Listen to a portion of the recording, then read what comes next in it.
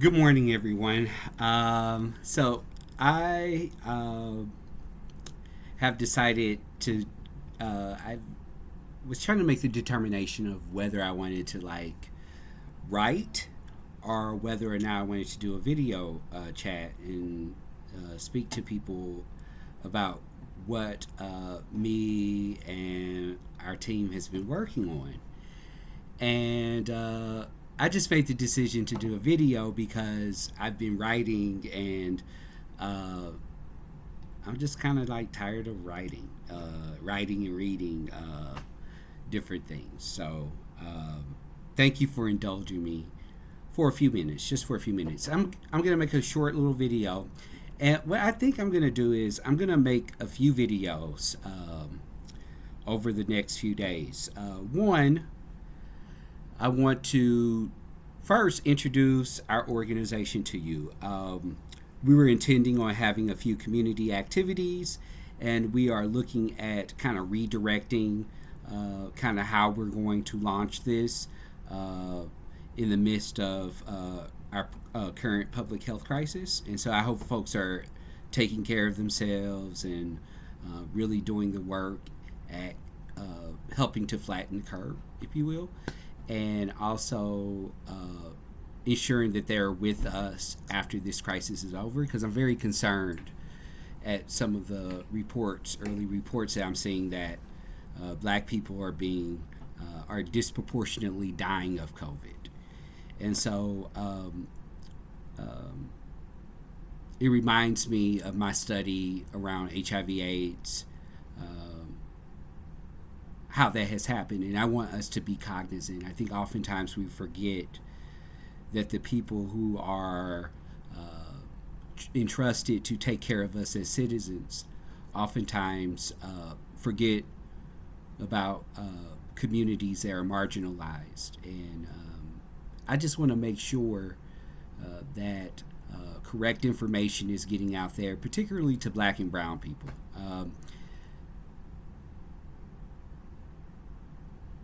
There's a reason why there's mistrust to our to our public safety offices as a country. Let's just be honest.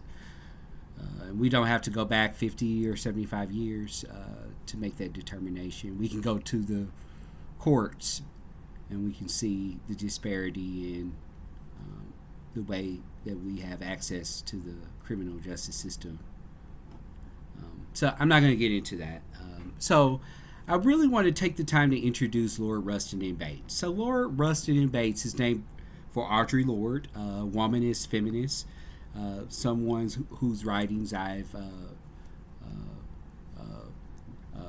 read and studied since the beginning of my understanding of who I was. I remember going to the Belleville Public Library in downstate Illinois and reading the work of Audre Lorde because I was so hungry to read about this feeling I was having, and she was one of the folks that came up. Rustin, Bayard Rustin, he's been talked about over the last several years. His birthday just passed. I think Audrey's just passed too. But Bayard was a man of. He was a man of. He was a conflicted man, it seemed, but very clear on who he was as a person, as a gay man, as a black man, as an activist, as an organizer. And was just an incredible human being, and I believe he was born well before his time, or he was born at the right time, but doing work that was pretty revolutionary at that point. Bayard Rustin is a man who was very powerful, was a man who was very respected. He was the architect of the 1963 March on Washington,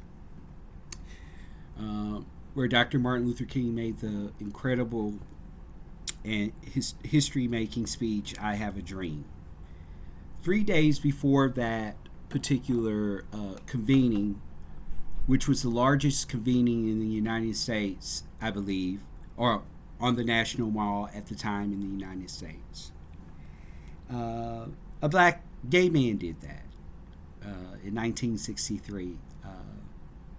And as if you saw the story, as buses were rolling out of their cities across America 3 days before the march, he was told to stand down so he wouldn't hurt the movement, because the FBI director at the time, we talk about institutions, right, had threatened to, if you will, expose Bayard he was a communist. He spoke openly about that, but as a gay man. So he stood down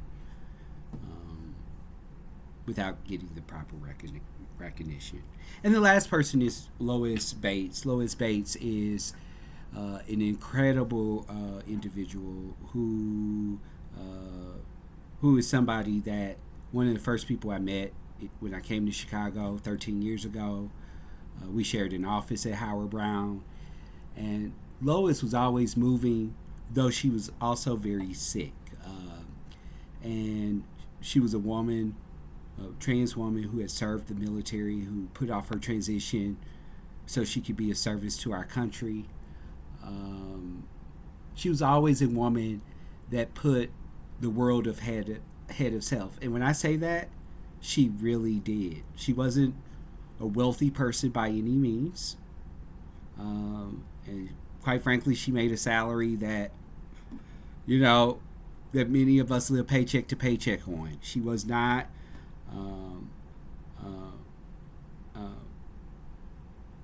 a person that was, she was just an incredibly humble person. And when she died, it was just such a heart-wrenching moment, because you got a sense of the overwhelming loss that the community would take on without her being there. And what an incredible loss, because she was such a contributor to our greater society, not just as a trans woman, but as a black trans woman who lived her life openly and out, and just was an incredible person. So Lorde, Rustin, and Bates are named after queer people, particularly Lorde and Bates, Rustin, were two people that did not work on LGBTQ issues, but they took on the fight for a greater issue. And, to speak on queer issues at those times may have been stigmatizing also. I don't know, and I won't pretend to know. But I do know that because of their work, racial and LGBTQ issues are advanced because of them. We stand on their shoulders. And so I wanted to name an institution that kept these people within the periphery of our work. In the center of our work. I wanted their legacy to be remembered, and I wanted young people to know about these incredible figures. So when people ask, what is Lorde, Rustin Bates? You sound like a law firm. Well, hopefully it gives people the conversation starter needed to learn about these three incredible human beings. So enough on that. So Lorde, Rustin, and Bates, our mission is centers LGBTQ communities of color, particularly Black and Latinx people, as a systemic and structural level change agent. We want to address institutional oppression with institutions directly.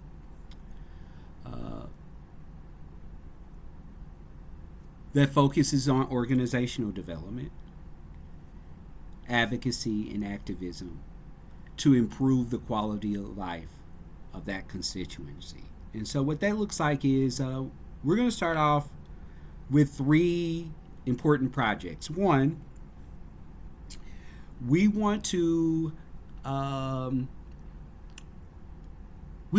increase the capacity of organizations, institutions, and businesses that provide culturally responsive services to our community.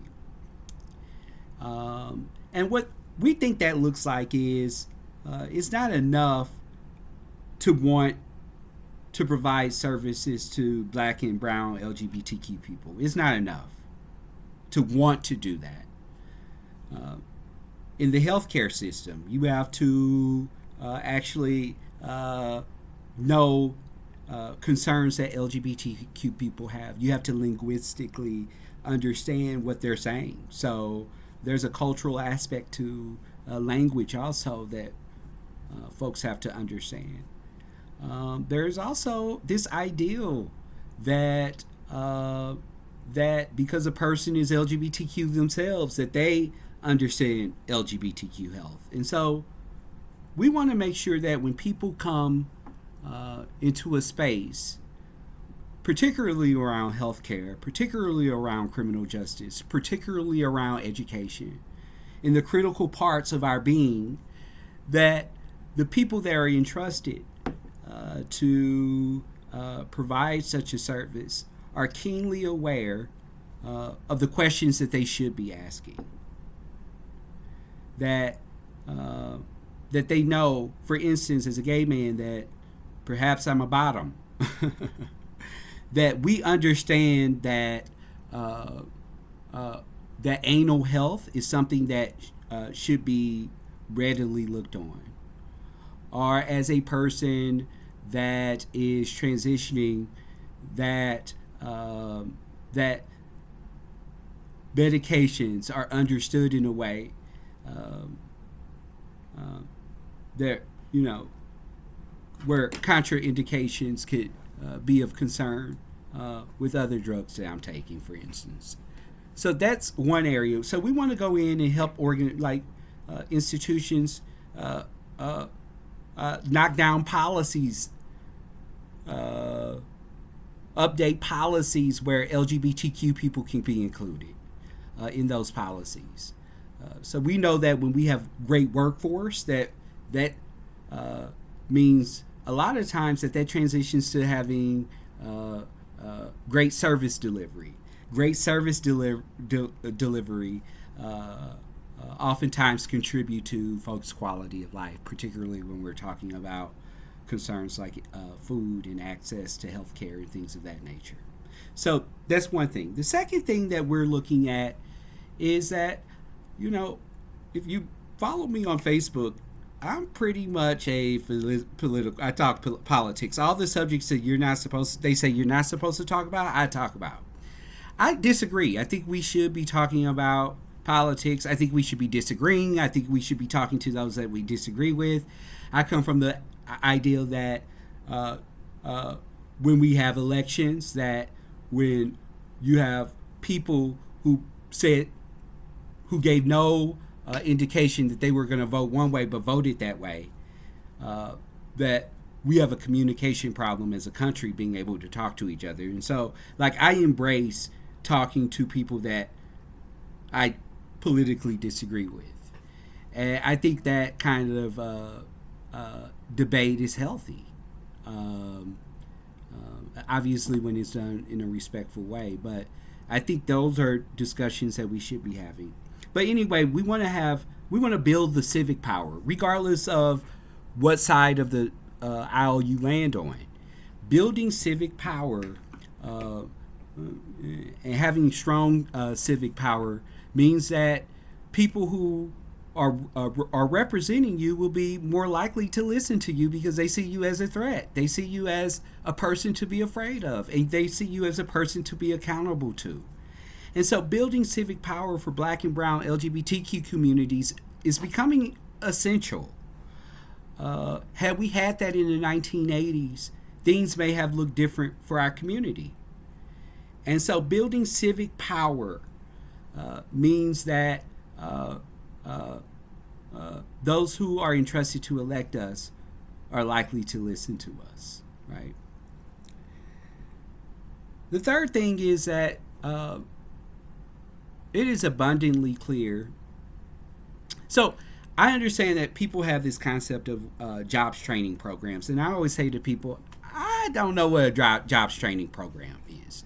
As a young person who got my first job at Chick-fil-A, I was ultimately fired.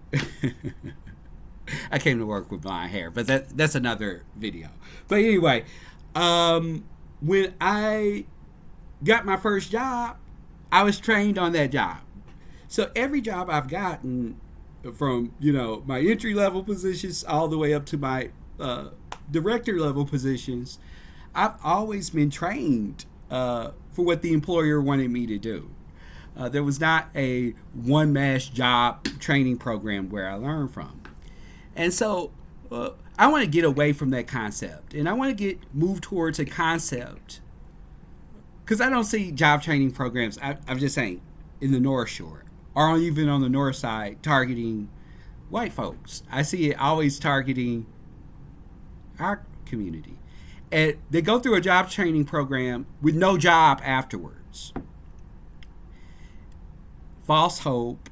And that is not like somehow so we want to also change systems that require us to be one way, and that we should fit in a box, but a more inclusive society. But in the meantime, we want to build our own businesses. When people came and immigrated to this country, who came here on free will, that is, were allowed to build business and bring their services and their products and be able to build a business to us. And oftentimes who come into communities of African descent, sell those products to us, and then take them out of our communities and build and thrive in their communities. We can see their children popping up at Harvard and IIT today, based on selling us a box of something that we could have bought for 50 cents, for $5. So this ideal of building economic power around entrepreneurship and having an entity that incubates those ideas, whether it's a small business, whether it's a nonprofit, whether it's a one-time community activity, that we have something that can truly build jobs, truly build economic freedom. Economic freedom doesn't come from somebody giving you a job. We know that. But what it comes from is a person identifying what they love to do and then being able to sell that. So I know many people disagree with the ideal of capitalism. I do think capitalism, the way we do it at least, I think there's some problems with it, of course. But I'm not going to let that stop us from being able to thrive and be able to stand next. I'm just tired. I'm tired of seeing that. So what we want to do is we want to incubate people's ideas. I'm looking for funding. I've been writing since January. I'm tired of writing, by the way. So grant writers, hit me up.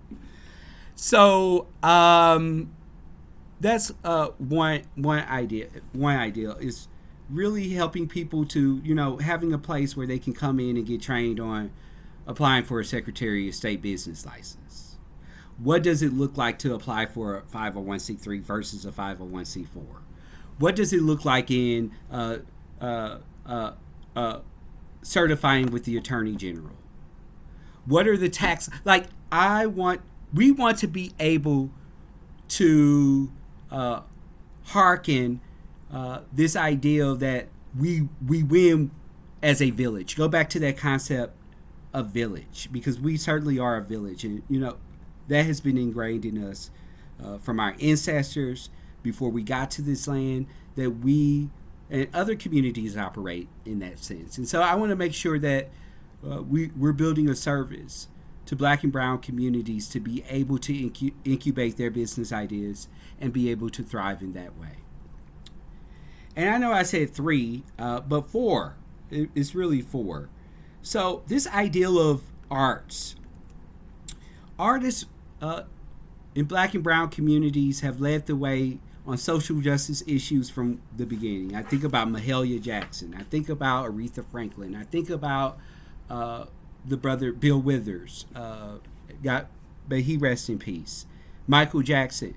These folks and artists from every spectrum, from performing arts to I think of Theaster Gates, who lives here in Chicago. There's so many people who contribute to artistry with a message of civility, with a message of making sure that we take care of each other. And artists have always led that way. They've had the platform and the influence. And so Fahrenheit Chicago certainly continues to be a part of my family, and my family is Lorde, Rustin Bates. And bringing back art and soul where we allow both performing and um, visual artists to be able to have a space, that we bring some of those concepts back. And so Lorde, Rustin Bates is going to be providing social justice movements. Pushing our social justice agenda and our calls for civic power through the work of artists. We have some of the most incredible artists here in the Midwest.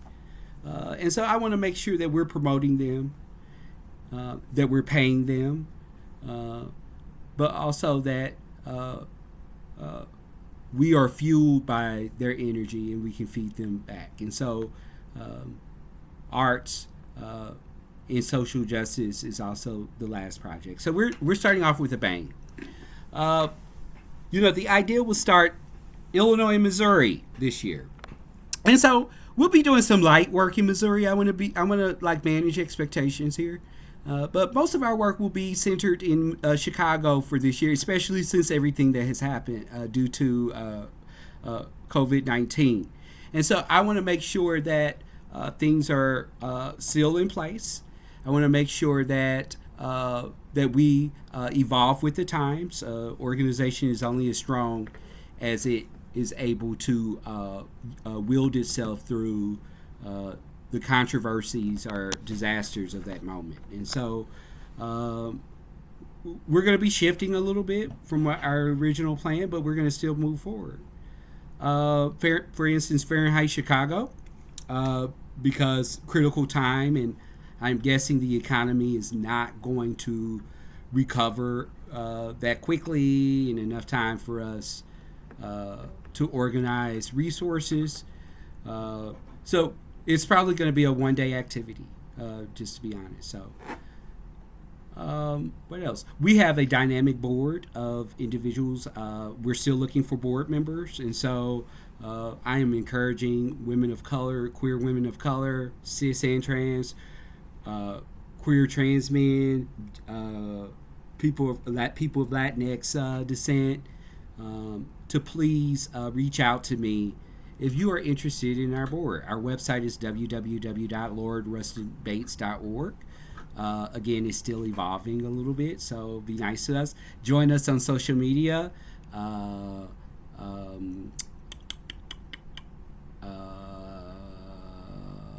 Instagram, Facebook, and Twitter. We're also looking for a social media or digital, I would say this, a digital organizer, contractor. And so someone to help out with social media, particularly someone who has experience in that area is ideal. Someone who has experience in setting up webinars and things of that nature. So really someone to help us think through our digital spacing.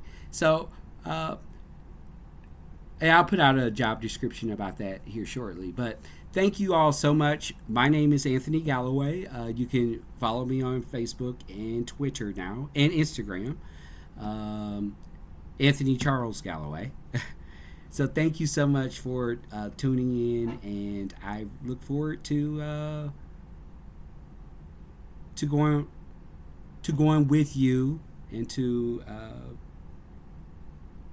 walking with me and supporting me through this journey. I really appreciate it, and thank you so much.